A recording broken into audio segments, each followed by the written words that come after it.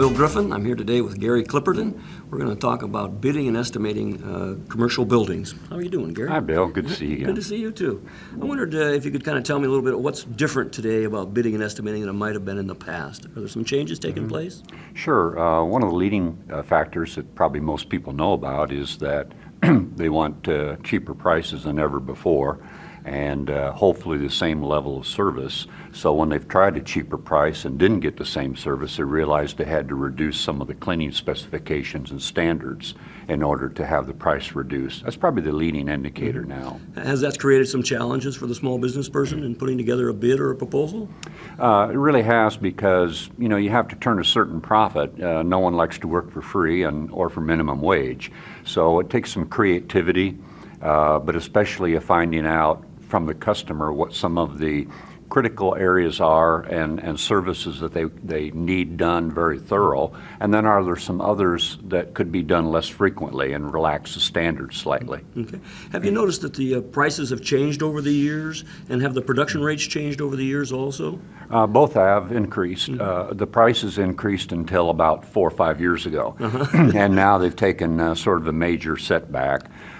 People to get the work are sometimes bidding much lower than really they should, just to keep their crews busy and keep the cash flow coming in. But productivity's increased. What are people doing to be able to get the production up and still be competitive in the marketplace?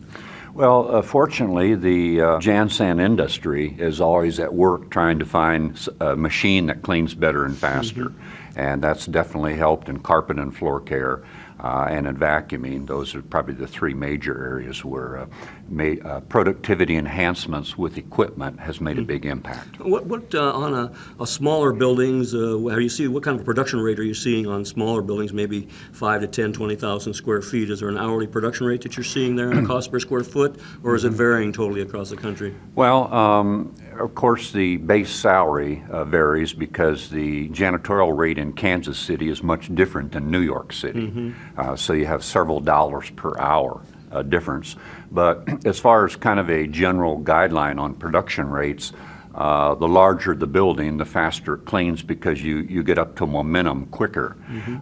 And you also are forced to find some high productivity areas to focus on. But generally, if you were a very small building, like maybe under 5,000 square feet, we would see trends somewhere in the neighborhood of maybe 2,500 square feet per hour. And then when you jump up to 30 to 80,000, then you usually see closer to 3 or 4. And then, of course, when you get up, over 100,000, we see above 4, depending on one thing, and that would be whether the specs are for a thorough clean every night, where you would do dusting and detail work on a nightly basis, or contrast that with only once a week. Okay. I noticed that in the larger buildings, 300,000 square feet and above, that people are up at the production rate of 5, 6, 7,000 square feet per hour today, and the prices actually have come down a little bit per cost per square foot, which is kind of interesting. And I think you're right. The equipment being used, and even the processes are changing these days that people are using. What are you seeing for the future? Do you have any vision or ideas as to where this is going? Do you think we'll be up to 10,000 square feet an hour? Well, when you look at it, when you go from 4,000 to 7,000, you really can't do a complete clean.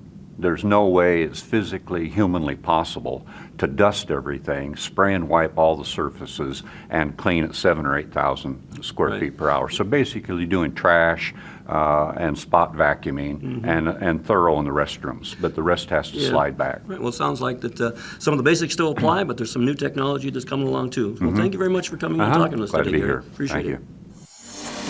To view more quick clips, visit ISSA.com.